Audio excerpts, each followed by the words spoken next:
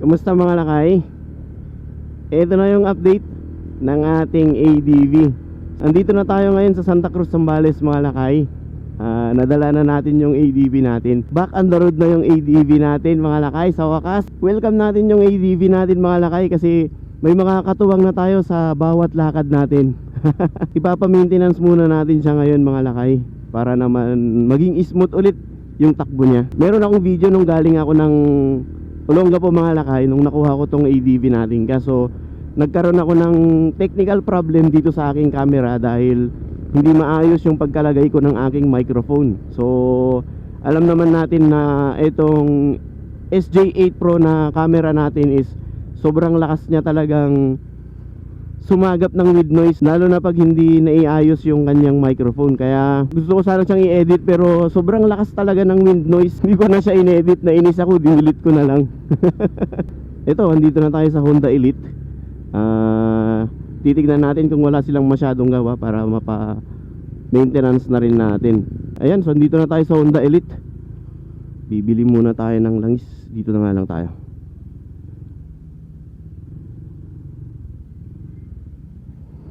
So yun mga malakay, nakuha na natin yung langis, gear oil, tsaka CVT cleaner. Ayan siya oh. Tapos nakuha na rin pala natin yung plaka natin mga lakay oh.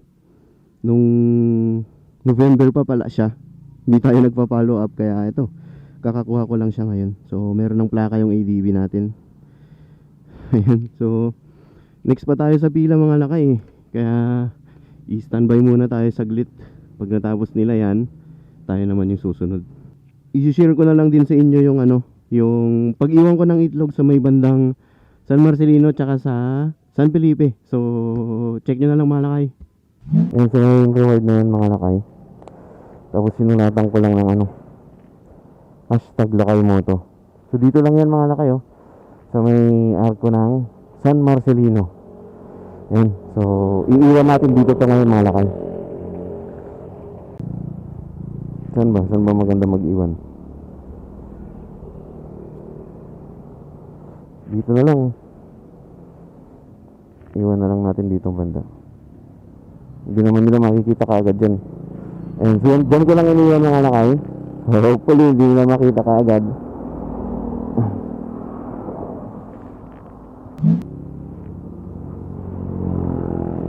So ito siya mga lakay. Masulatan ko na hashtag Lakay Moto. Tapos tulagyan ko na rin ng reward dyan mga lakay. So iiwan lang natin dito mga lakay sa may arko mismo ng San Felipe. So dito naman tayo mag-iiwan ng itlog ngayon mga lakay. So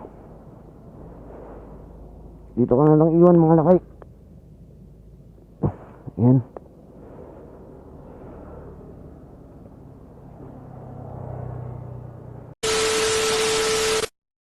Ayan, so kakatapos lang natin nagpa-maintenance mga lakay. Nagpa-change oil ako, CVT cleaning tsaka throttle body cleaning. Grabe, inabot din ako ng 2,000 mga lakay.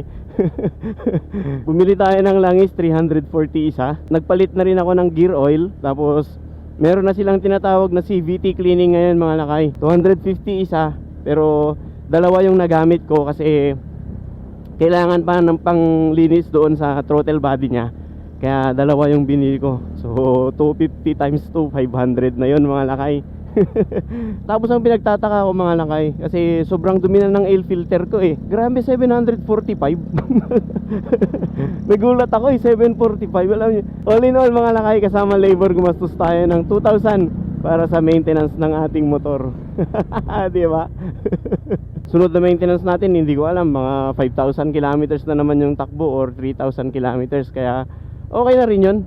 At least maayos na yung takbo ng ating motor. Hindi na tayo mag-aalinlangan. So ayun lang mga lakay. Sa mga taga San Marcelino at saka taga San Felipe na makahanap ng itlog ko, congrats sa inyo mga lakay. Ride safe always and peace out.